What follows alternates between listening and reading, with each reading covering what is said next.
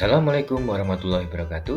Berjumpa lagi dengan saya, Yudi Harisiswanto, calon guru penggerak angkatan 9 dari Kabupaten Mojokerto.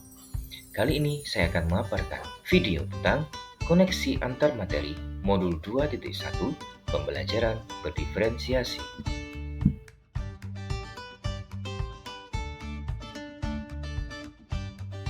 Apa sih yang dimaksud dengan pembelajaran berdiferensiasi itu? Suatu model pembelajaran yang memberi keleluasaan pada siswa untuk meningkatkan potensi dirinya sesuai dengan kesiapan belajar, minat, dan profil belajar siswa tersebut. Lalu, bagaimana hal ini dapat dilakukan di kelas? Sebelum melakukan pembelajaran berdiferensiasi, ada beberapa tahapan yang harus dilakukan oleh guru, yaitu yang pertama, merancang tujuan belajar. Yang kedua, mengetahui dan merespon kebutuhan belajar. Yang ketiga, menciptakan lingkungan belajar yang menarik perhatian murid. Keempat, melakukan manajemen kelas yang efektif. Dan yang kelima, melakukan penilaian berkelanjutan.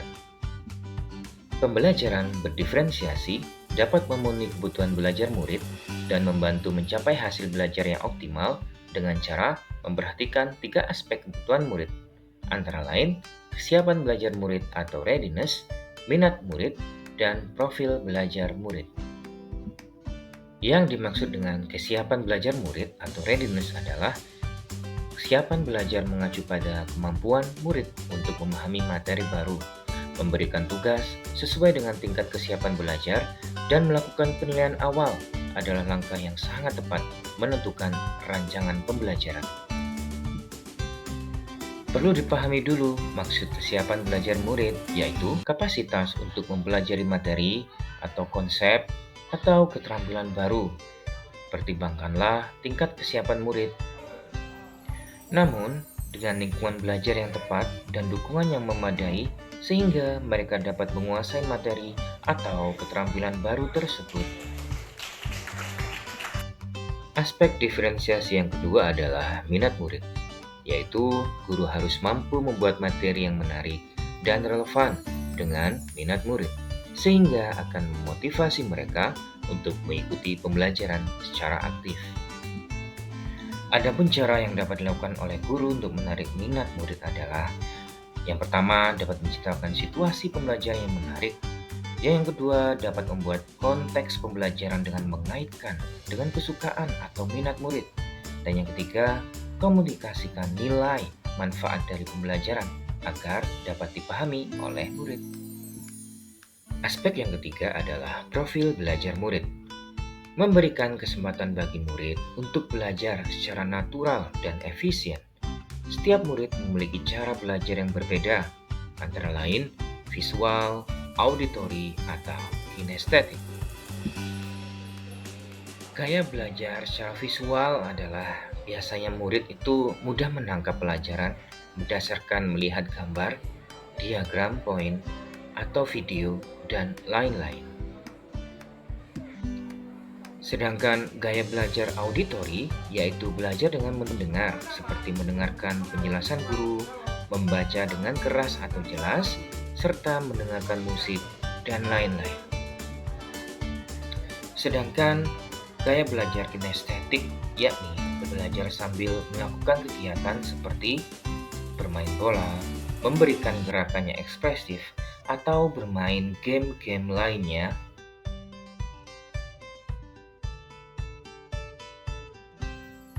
Kebutuhan belajar murid dapat diidentifikasi dengan cara berikut ini.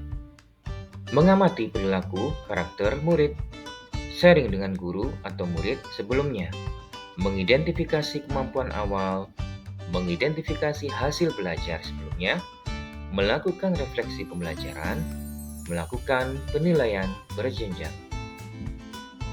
Terdapat 3 strategi melakukan pembelajaran berdiferensiasi. Yang pertama, diferensiasi konten, kedua, diferensiasi proses, dan yang ketiga, diferensiasi produk. Yang dimaksud dengan diferensiasi konten adalah yang berhubungan dengan materi pengetahuan, konsep, dan keterampilan yang perlu dipelajari murid berdasarkan kurikulum. Hal tersebut dapat dilakukan dengan cara menyiapkan materi yang akan diajarkan dalam beragam format, seperti buku, poster, video, audio, dan lain-lain. Memberikan teks yang lebih mudah untuk dibaca kepada siswa yang memang masih mengalami kesulitan memahami konsep. Memecah materi yang banyak menjadi bagian-bagian kecil, sehingga lebih mudah dipahami oleh murid yang masih kesulitan. Membuat kosakata kunci dan definisinya. Memberikan teks bacaan dengan beragam topik. Diferensiasi proses, yaitu kegiatan yang memungkinkan murid berlatih dan memahami atau memaknai konten tersebut. Diferensiasi proses dapat dilakukan dengan memberikan pendampingan atau tingkat dukungan yang berbeda bagi murid, membuat kelompok belajar tambahan untuk mengajarkan kembali konten dengan cara yang baru atau lebih terbimbing bagi murid yang mengalami kesulitan, memberikan kesempatan kepada murid untuk memilih apakah ia ingin membaca materi secara individu atau secara kelompok, memberikan pilihan berdasarkan murid, dan memberikan pilihan untuk murid mau bekerja sambil berdiri atau duduk, atau dalam hal ini sesuai dengan kondisi yang murid inginkan. Yang ketiga adalah diferensiasi produk, yaitu bukti yang menunjukkan apa yang murid telah pahami.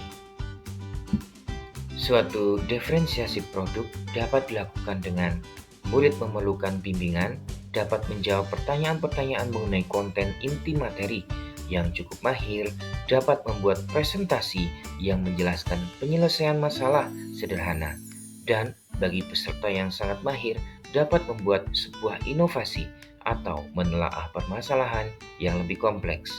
Selanjutnya, memberikan murid pilihan moda untuk menunjukkan pemahaman lewat diagram, demonstrasi, gambar, video, dan lain sebagainya.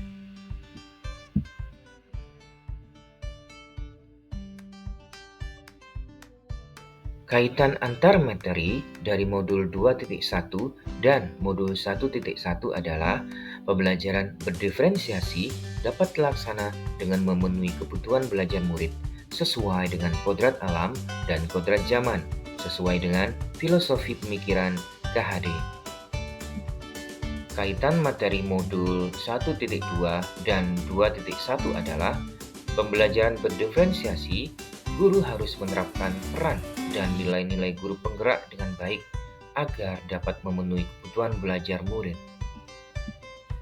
Sedangkan kaitan materi dari modul 1.3 dan modul 2.1 adalah pembelajaran berdiferensiasi adalah salah satu strategi untuk mewujudkan visi guru penggerak yang berpihak pada murid.